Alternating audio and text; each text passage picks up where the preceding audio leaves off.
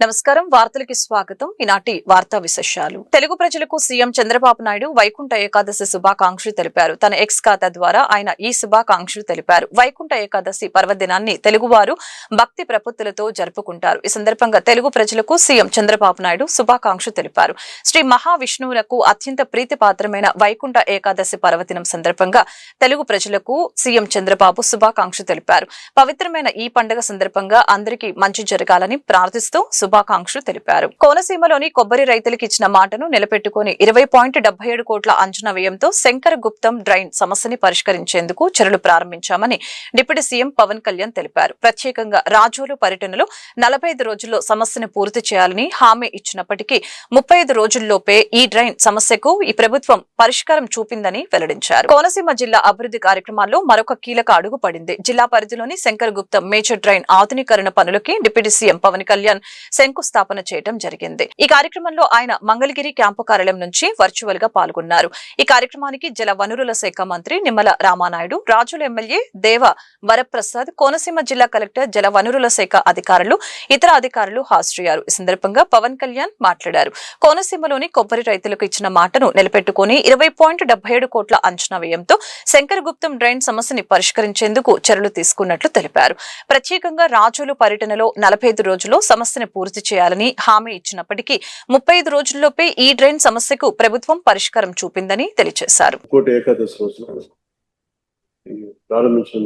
చాలా ఆనందంగా దీనికి విచ్చేసిన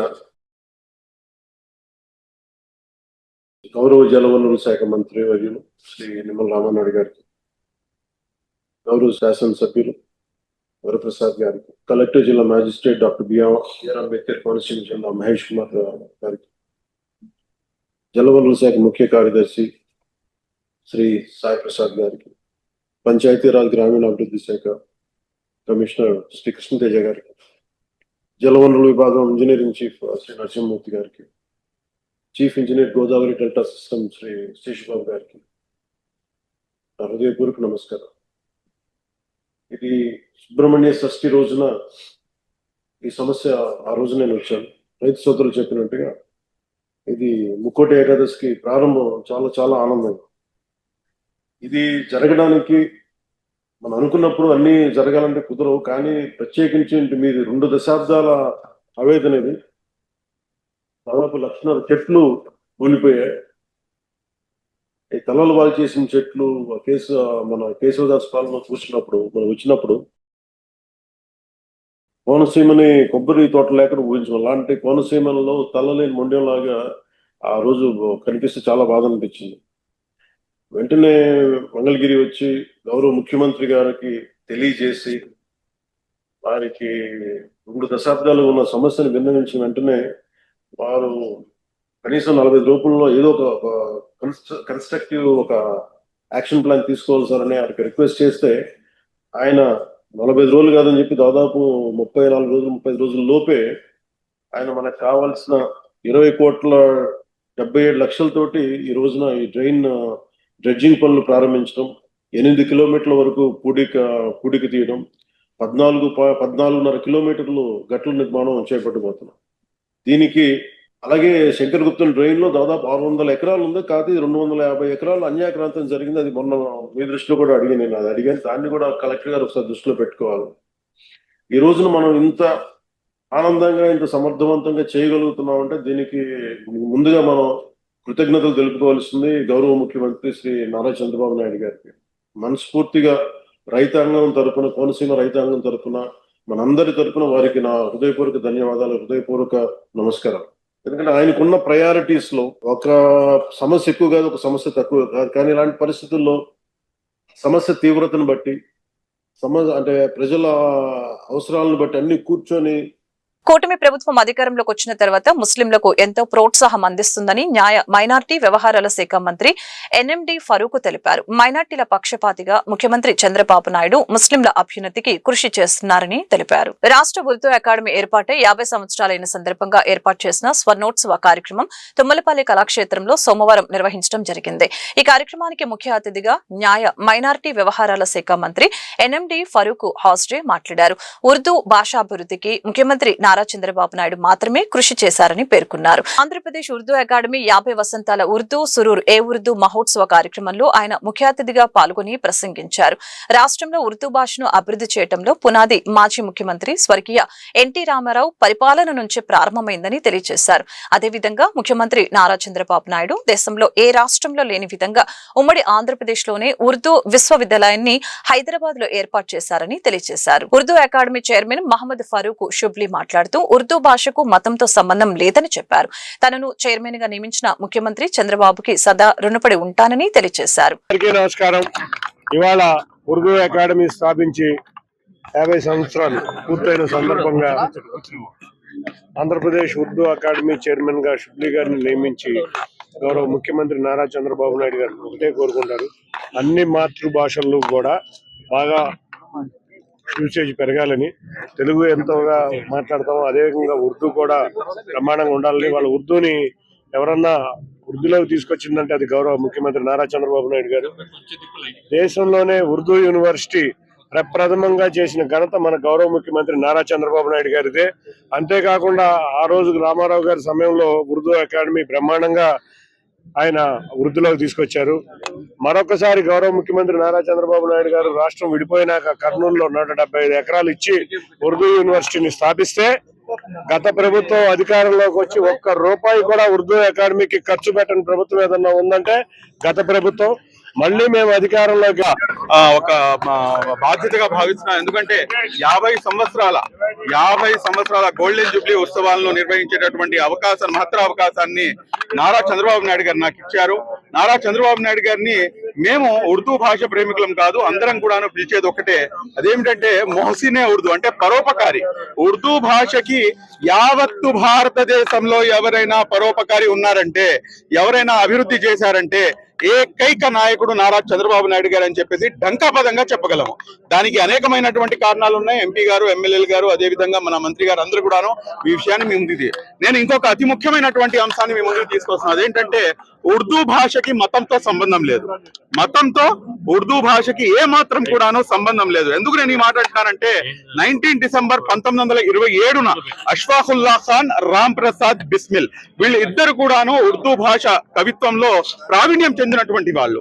అటువంటి వారు ఇద్దరు కూడాను భారత స్వాతంత్ర ఉద్యమంలో వాళ్ళిద్దరిని కూడాను ఉరికంబాన్ని ఎక్కించారు.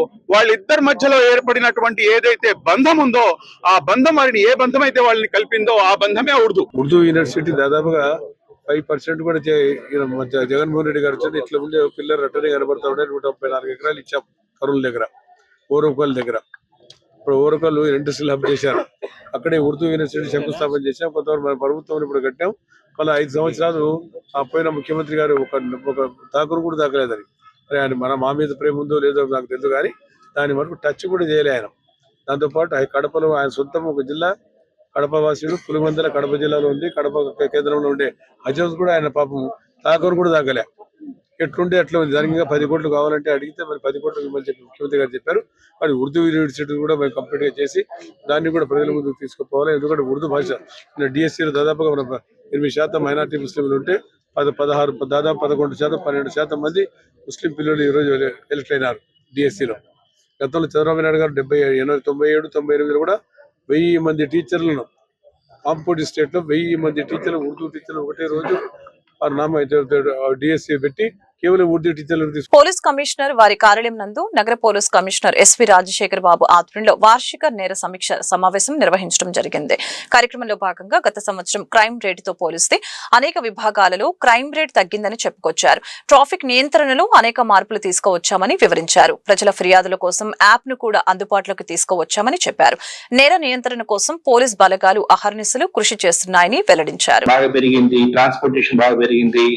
ఇంటర్స్టేట్ క్రిమినల్స్ వచ్చి విజయవాడ ఒక ఇంపార్టెంట్ జంక్షన్ కాబట్టి ఇంటర్స్టేట్ క్రిమినల్స్ వచ్చి ఇక్కడ నేరాలు చేస్తున్నారు.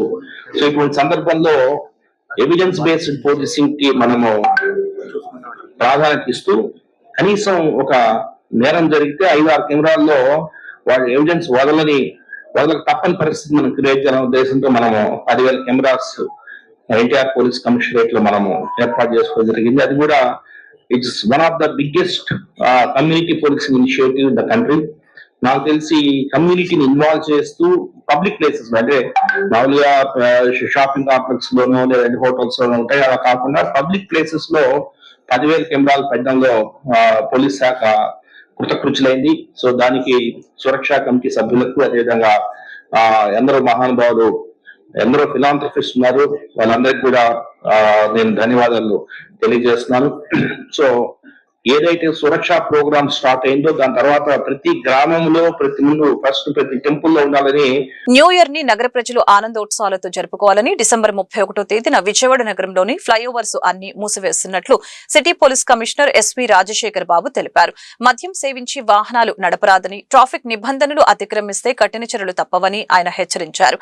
ప్రతి ద్విచక్ర వాహనదారుడు ఖచ్చితంగా హెల్మెట్ ధరించి వాహనాన్ని నడపాలని సూచించారు. కంపానియన్షిప్ ఆర్గనైజేషన్ ఆధ్వర్యంలో ఇందిరాగాంధీ మున్సిపల్ స్టేడియం నుంచి బెంచ్ సర్కిల్ వరకు ట్రాఫిక్ పోలీస్ వారి నేతృత్వంలో సేఫ్ రైడింగ్ పై కంపానియన్షిప్ అవగాహన ర్యాలీని నిర్వహించడం జరిగింది. ఈ సందర్భంగా కమిషనర్ రాజశేఖర్ బాబు మాట్లాడుతూ నేరాల్లో అతి తీవ్రమైన నేరం హత్య అని వ్యాఖ్యానించారు. కేవలం 2025లో రోడ్డు ప్రమాదంలో సుమారుగా 306 మంది చనిపోయారని చెప్పారు. రోడ్డు ప్రమాదాల నివారణకు కట్టుదిట్టమైన చర్యలు ఇప్పటికే అమలు చేస్తున్నామని చెప్పారు. ప్రజలకి రోడ్డు ప్రమాద భద్రత అంశంపై అవగాహన ఎంతైనా అవసరమని ఈ సందర్భంగా తెలియజేశారు. అలాగనే కంపానియన్షిప్ ఆర్గనైజేషన్ స్వచ్ఛంద సంస్థ ఇటువంటి కార్యక్రమాలను నిర్వహించడం అభినందనీయమని అన్నారు. ప్రజలను చైతన్యపరిచే విధంగా ఈ ఆర్గనైజేషన్ మరిన్ని కార్యక్రమాలు నిర్వహించాలని ఆకాంక్షించారు. అనంతరం డీసీపీ ట్రాఫిక్ షెరీన్ బేగం మాట్లాడుతూ డిసెంబర్ 31వ తేదీన విజయవాడ నగరంలో ట్రాఫిక్ ఆంక్షలు విధిస్తున్నట్లు ప్రకటించారు. మద్యం సేవించి హారన్లు మోగిస్తూ యువత ఇష్టానుసారంగా మోటార్ వాహనాలు నడిపితే ఊరుకునే ప్రసక్తే లేదని తెలిపారు. మద్యం సేవించిన వారు తప్పనిసరిగా డ్రైవర్ ను ఏర్పాటు చేసుకోవాలని తెలియజేశారు. అనంతరం కంపానియన్షిప్ అధ్యక్షులు షబ్బీర్ మాట్లాడుతూ నూతన సంవత్సర వేడుకల్ని హారన్ మోతలతో కాకుండా ఆనందభరితంగా జరుపుకోవాలని ఆకాంక్షిస్తూ ప్రజల్లో అవగాహన కల్పించేందుకు సేఫ్ రైడ్ ర్యాలీ నిర్వహించినట్లు తెలిపారు. యాక్సిడెంట్స్ లో 366 మంది చనిపోయారు. అంటే ఆల్మోస్ట్ 10 ఫోల్డ్. ఈ యాక్సిడెంట్స్ లో మనము మరణించే వారి సంఖ్య చూస్తే 10 రెట్లు ఎక్కువ. సో దయచేసి ప్రజలు దీన్ని అర్థం చేసుకోవాల్సిన అవసరం ఉంది. సో ప్రజలలో ఒక అవేర్నెస్ అనేది చాలా ఇంపార్టెంట్. ఎందుకంటే మీరు చూస్తే 206 మంది మోటార్ సైకిల్ చనిపోయారు 366లో, 106 మంది పెడెస్ట్రియన్స్ చనిపోయారు. అంటే 366లో 312 మంది ఈ రెండు కేటగిరీసే. ఆటోలో పోయేవాడు, బస్సులో పోయేవాడు, లారీలో పోయేవాడు కాదు, మోటార్ సైకిల్ లో పోయేవాడు చనిపోతున్నాడు, పెడెస్ట్రియన్ రోడ్ మీద ఇటు నుంచి క్రాస్ చేసేవాడు చనిపోతున్నాడు. సో దీన్ని మనం తీవ్రంగా పరిగణించాల్సిన అవసరం ఉంది. సో మోటార్ సైక్లిస్టులని ఖచ్చితంగా మనం కాపాడుకోవాల్సిన అవసరం ఉంది. వీళ్ళు చేసే దీనికి ఒక్కోసారి బాధ వస్తుంది, కోపం వస్తుంది, కానీ ఏం చేయలేని పరిస్థితి. కుటుంబాలు సర్వనాశనం అయిపోతున్నాయి. వీళ్ళంతా కూడా కుటుంబాలకి క్షోభను మిగిలిస్తున్నారు. సో దయచేసి హెల్మెట్ మీరు వేసుకోండి అని చెప్పేసి ప్రతి సందర్భంలో చెప్తా ఉన్నాము. హెల్మెట్ వేరింగ్ పర్సంటేజ్ ముందుగా విజయవాడ నగర వాసులకి ముందుగా ధన్యవాదాలు తెలియజేయాలి. ఎందుకంటే 2025లో కల్చర్ ఆఫ్ సేఫ్టీ అనేది కొంత వచ్చింది. సో ఆల్మోస్ట్ ఈ బెంచ్ సర్కిల్లో 72% దాకా హెల్మెట్ ఒబీడియన్స్ పర్సంటేజ్ 72% వరకు వచ్చింది. సంతోషం. కాకపోతే మళ్ళీ బయటకు పోతే వేరే అటు రామవారి పడిపోతే తగ్గిపోతుంది, ఇటు ఇబ్రహీంపట్నం పోతే తగ్గిపోతుంది. అంటే పోలీస్ ప్రెజెన్స్ పోలీసులు చూసి హెల్మెట్ పెట్టుకున్నారు, కానీ తన సేఫ్టీకి హెల్మెట్ అనేది వీళ్ళు అర్థం చేసుకోవట్లేదు. ముఖ్యంగా Krishnalanka police station, Katamati police station, Bhavanipuram ఇవంతా కూడా హైవేస్ పాస్ అయ్యే పోలీస్ స్టేషన్. అదేవిధంగా కంచిచర్ల, జీకొండూరు, ఈ 5-6 పోలీస్ స్టేషన్స్కే దాదాపు 200 మంది దుర్గమ్మ వారిని దర్శించుకోవడం చాలా సంతోషంగా ఉందని టాలీవుడ్ ప్రముఖ డైరెక్టర్ అనిల్ రావిపూడి తెలిపారు. మంగళవారం ఉదయం విజయవాడలోని ఇంద్రకీలాద్రిపై కొలువు తీరిన దుర్గమ్మ వారిని డైరెక్టర్ అనిల్ రావిపూడి దర్శించుకున్నారు. ఈ సందర్భంగా అమ్మవారికి ఆయన ప్రత్యేక పూజలు నిర్వహించారు. అనంతరం అమ్మవారి ప్రసాదంతో పాటు చిత్రపటాన్ని ఆయనకు ఆలయ అధికారులు అందజేశారు. తద్వారా వేద పండితులు ఆయన్ని ఆశీర్వదించారు. మంగళవారం సాయంత్రం తాను గుంటూరులో చదివిన కాలేజీలో ఒక సాంగ్ రిలీజ్ చేయబోతున్నామని వివరించారు. ఈ చిత్రం బాగా వచ్చిందని చెప్పారు. ప్రజలు ఈ చిత్రాన్ని ఆశీర్వదిస్తారని ఆశిస్తున్నట్లు డైరెక్టర్ అనిల్ రావిపూడి తెలిపారు.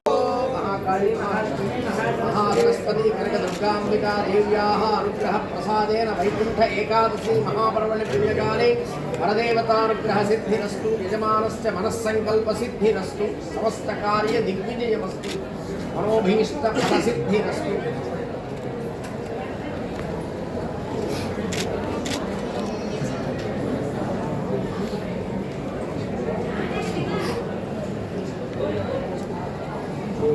చేయి వృత్తి వ్యాపారములలో అన్నింటిలో కూడా అమ్మవారి యొక్క అనుగ్రహంతో మెగాస్టార్ చిరంజీవి గారు ఒక అద్భుతమైన ఫ్యామిలీ సినిమా అంతా కంప్లీట్ అయిపోయింది, పోస్ట్ ప్రొడక్షన్ వర్క్ జరుగుతుంది. ప్రమోషన్స్ నిన్న స్టార్ట్ చేసాం, దర్శనం చేసుకొని ఈరోజు గుంటూరు విజ్ఞాన్ కాలేజీలో చిరంజీవి గారు వెంకటేష్ గారు కలిసి పాడిన ఒక అద్భుతమైన సాంగ్ రిలీజ్ చేయబోతున్నాం. సో ఇద్దరు స్టార్ హీరోలు ఒకే ఫ్రేమ్లో అద్భుతంగా మనందరినీ ఎంటర్టైన్ చేయబోతున్నారు. సో దానికోసం ఈరోజు ఇక్కడ రావడం జరిగింది. అద్భుతంగా అమ్మవారి దర్శనం అద్భుతంగా జరిగింది. ఆ అమ్మవారి ఆశీస్సులతో ఈ సంక్రాంతి కూడా నాకు సంక్రాంతి 2020 సంక్రాంతి అద్భుతమైన విజయాన్ని అందించాను ప్రేక్షకులు. నేను ఎప్పుడు వచ్చిన సంక్రాంతి అద్భుతమైన ఆశీర్వదించాను. ఈ సంక్రాంతి కూడా మిమ్మల్ని ఎంటర్టైన్ చేయడానికి రాబోతుంది. దయచేసి ఈ సినిమా కూడా ఆశీర్వదిస్తారని ఆశిస్తున్నాను. Once again, thank you so much for Megastar Chiranjeevi garu and my producer Sahu garu. So song release song ఈరోజు ఈవినింగ్ ఒక 4-5 ఇక్కడే గుంటూరు విజ్ఞాన్ కాలేజ్లో. నేను ఇంజనీరింగ్ చేసిన కాలేజ్ అది. సో నేను చదివిన కాలేజ్లోనే నా సాంగ్ రిలీజ్ కాబోతుంది. చిరంజీవి గారు ఈవెంట్కి వస్తారు, ట్రైలర్ లాంచ్. వెంకటేష్ గారు కూడా ప్రీ రిలీజ్ ఈవెంట్కి వస్తారు. సో అది కూడా ప్రాపర్గా ఎప్పుడు ఏంటంటే స్కెడ్యూల్ ప్లాన్ చేసి జనవరి 12వ తేదీన మనశంకర్ వరప్రసాద్ ప్రేక్షకుల ముందుకు రానుందని మెగాస్టార్ చిరంజీవి ఈ చిత్రంలో నటించడం చాలా సంతోషంగా ఉందని డైరెక్టర్ అనిల్ రావిపూడి తెలిపారు. ఈ మూవీ వినోదాత్మక, మంచి మెసేజ్ ఓరియంటెడ్ చిత్రమని, ప్రేక్షకులకి వినోదాన్ని అందించాలనేదే తన లక్ష్యమని చెప్పారు. నగరంలో మనశంకర్ వరప్రసాద్ మూవీ డైరెక్టర్ అనిల్ రావిపూడి సందడి చేశారు. మనశంకర్ వరప్రసాద్ మూవీ ప్రమోషన్స్ లో భాగంగా విజయవాడకి వచ్చిన డైరెక్టర్ అనిల్ రావిపూడి తొలుత ఇంద్రకీలాద్రి అమ్మవారిని దర్శించుకున్నారు. అనంతరం ఓ ప్రముఖ హోటల్ నందు మీడియా సమావేశాన్ని నిర్వహించడం జరిగింది. జనవరి 12వ తేదీన మనశంకర్ వరప్రసాద్ ప్రేక్షకులకు ముందుకు రానుందని తెలిపారు. ఒక డైరెక్టర్ గా మెగాస్టార్ చిరంజీవితో సినిమా తీయడం అదృష్టంగా భావిస్తున్నట్లు తెలిపారు. మెగాస్టార్ తో తీసిన చిత్రం సంక్రాంతికి రాబోతుందని అన్నారు. చిరంజీవి ఒక అద్భుతమైన కామెడీని బయటకు తీశామని, మెగాస్టార్ చిరంజీవి అద్భుత డాన్స్, హ్యాండ్సమ్ లుక్ తో కనిపిస్తారని అన్నారు. ఈ చిత్రం కోసం ఫిట్నెస్ గా, అందంగా కనపడడానికి చిరంజీవి చాలా కష్టపడ్డారని, నయనతార శశిరేఖ పాత్రలో జీవించారని తెలిపారు. అలాగనే చిత్రం లాస్ట్ 13 మినిట్స్ విక్టరీ వెంకటేష్ విరగతీస్తారని అన్నారు. గుంటూరులో విజ్ఞాన యూనివర్సిటీలో చిరంజీవి వెంకటేష్ తో కలిసి చిత్రీకరించిన పాట విడుదల చేస్తున్నామని, సంక్రాంతికి హిట్ కొట్టబోతున్నామని చెప్పారు. మెగాస్టార్ చిరంజీవి ఒరిజినల్ పేరు నా చిత్రానికి టైటిల్ గా పెట్టడం చాలా సంతోషంగా ఉందని తెలిపారు. ఏకాదశి రోజు విజయవాడ వచ్చి అమ్మవారి దర్శనం చేసుకున్నాం. అండ్ జనవరి 12 మన శంకర్ వరప్రసాద్ గారు సంక్రాంతి కానుకగా థియేటర్స్లో రాబోతుంది. అండ్ షైన్ స్క్రీన్స్ ప్రొడక్షన్లో సాహు గారపట్ గారు అండ్ గోల్డ్ బాక్స్ ఎంటర్టైన్మెంట్స్ ద్వారా సుష్మిత కొనెదల గారు కలిసి నిర్మిస్తున్న ఈ చిత్రం జనవరి 12 రాబోతుంది. అండ్ నాకు సంక్రాంతి అంటేనే ఒక సెంటిమెంట్ అనాలో, కనెక్షన్ అనాలో తెలియదు. తీసిన 8 ఫిలిమ్స్లో ఒక 3 చిత్రాలు సంక్రాంతికి వచ్చాయి. F2, సర్లేరు నీకెవరు అండ్ ఈ ఇయర్ సంక్రాంతికి వస్తున్నాం. సో 3 అద్భుతమైన విజయాలు ఇచ్చారు ప్రేక్షకులు. సో మళ్ళీ ఈ సంక్రాంతికి మన శంకర్ ప్రసాద్ గారు అనే ఒక మంచి కథతో మెగాస్టార్ చిరంజీవి గారితో రాబోతున్నాను. సో ఖచ్చితంగా మీ ఆశీస్సులు నాకు ఉంటాయని ఆశిస్తున్నాను. అండ్ చిరంజీవి గారిని కూడా ఫ్యామిలీ ఎంటర్టైనర్ అనే ఒక స్పేస్లోకి తీసుకొచ్చి ఆయనలో ఉన్న ఒక అద్భుతమైన కామెడీ టైమింగ్ని, ఆయనలో ఉన్న ఒక స్ట్రెంగ్త్ని మళ్ళీ అంటే నాకు ఆయన సినిమాలు అంటే చాలా ఇష్టం. కొన్ని సినిమాలు ఎస్పెషల్లీ అన్నయ్య కానీ, బావగారు బాగున్నారు కానీ, గరానమ్మడు కానీ ఇలాంటి జోనర్స్లో ఆయన సినిమా చేసి చాలా ఏళ్ళైంది. సో అది నాకు ఎగ్జైటింగ్ అనిపించింది ఈ కథ చేసిన దగ్గర నుంచి కూడా. సో ఈ సినిమాలో చిరంజీవి గారు అద్భుతంగా నటించి, ఓకేనా, ఈ సినిమాలో చిరంజీవి గారు అద్భుతంగా నటించి, అద్భుతంగా డ్యాన్సులు చేసి, ఎనర్జీతో, స్లిమ్గా, ట్రిమ్గా, హ్యాండ్సమ్గా చూసిన వాళ్ళందరూ చరణ్ బాబుకి తమ్ముడా అని ఒక కమెంట్స్ వస్తూ ఉన్నాయి. అంత హ్యాండ్సమ్గా ఉన్నారు ఆయన. సో నిజంగా హ్యాట్స్ ఆఫ్ టు చిరంజీవి గారు. సో ఆయన తీసుకుంటున్న కేర్, ఆయన తీసుకుంటున్న ఇది డిసిప్లిన్ అన్నిటికీ. అండ్ నా అదృష్టం ఈ సినిమాకి ఆ లుక్ కుదరటం. సో అలాగే ఈ సినిమాలో కాస్టింగ్ వైజ్ వస్తే నయనతార గారు ఆఫ్టర్ లాంగ్ టైం మళ్ళీ చిరంజీవి గారితో కలిసి నటిస్తున్నారు. అండ్ శశిరేఖ అని ఒక అద్భుతమైన పాత్రలో మనందరినీ ఎంటర్టైన్ చేయడానికి ఆవిడ వస్తున్నారు. అలాగే ఈ సినిమాలో ఒక సూపర్బ్ క్యామియో విక్టరీ వెంకటేష్ గారు కూడా నటిస్తున్నారు. సో దానికి సంబంధించిన ఒక అద్భుతమైన పాటని, ఒక ఫెస్టివల్ సాంగ్ని ఈరోజు ఈవినింగ్ గుంటూరు విజ్ఞాన్స్ ఇంజనీరింగ్ కాలేజ్లో రిలీజ్ చేయబోతున్నాం. అండ్ ఫార్చునేట్లీ నేను చదువుకున్న కాలేజ్, నేను ఇంజనీరింగ్ చేసిన కాలేజ్. సో సో దాంట్లో సాంగ్ని రిలీజ్ చేయకపోవడం ఇంకా ఎక్సైటింగ్గా ఉంది. సో వెంకటేష్ గారు ఈ సినిమాలో మా కోసం వచ్చి యాక్ట్ చేసినందుకు ఆయనకి థ్యాంక్స్ చెప్తున్నాను. ముక్కోటి ఏకాదశి పర్వదినం సందర్భంగా సెంట్రల్ నియోజకవర్గంలో ఘనంగా పూజలు, అన్నదాన కార్యక్రమాలు నిర్వహించారని ఎమ్మెల్యే బోండా ఉమా తెలిపారు. వైకుంఠ ఏకాదశి వేడుకలు వైభవంగా స్వామివారి ఆశీస్సులతో ప్రజలందరికీ శుభం కలగాలని ఆయన ఆకాంక్షించారు. మంగళవారం ఈ రోజు సెంట్రల్ నియోజకవర్గంలోని 59వ డివిజన్ సింగనగర్, 61వ డివిజన్ హెచ్ బ్లాక్ లో గల వెంకటేశ్వర స్వామి ఆలయాల్లో ముక్కోటి ఏకాదశి పర్వదినాన్ని పురస్కరించుకుని ప్రత్యేక పూజా కార్యక్రమాన్ని ఘనంగా నిర్వహించడం జరిగింది.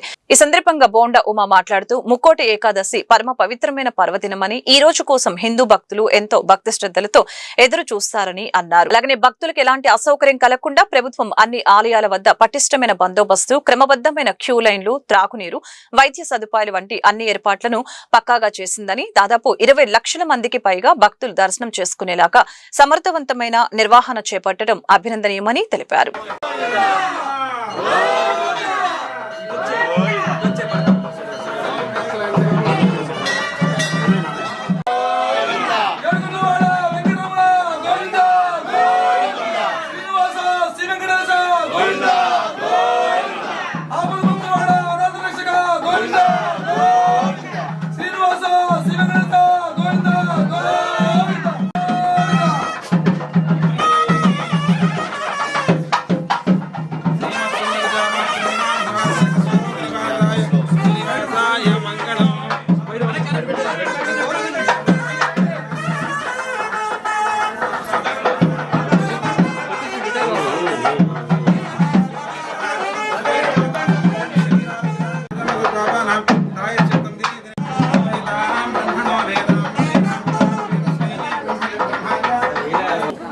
పరమ పవిత్రమైనటువంటి రోజు ముక్కోటి ఏకాదశి.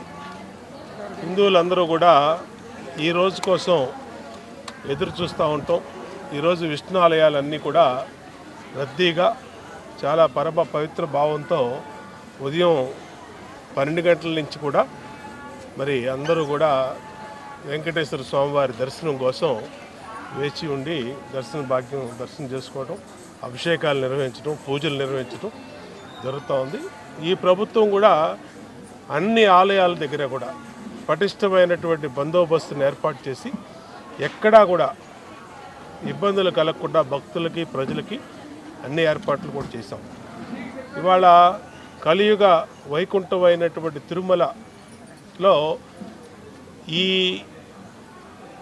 ముక్కోటి ఏకాదశి దర్శనాలకి 20 లక్షల మంది అప్లై చేసుకున్నారు. దాదాపు లక్షల మంది టోకెన్లు ఇచ్చి అంతమంది వచ్చిన ఏ ఒక్కరికి కూడా ఇబ్బంది కలగకుండా దర్శనాలన్నింటిని కూడా పక్కాగా ఏర్పాటు చేసాం.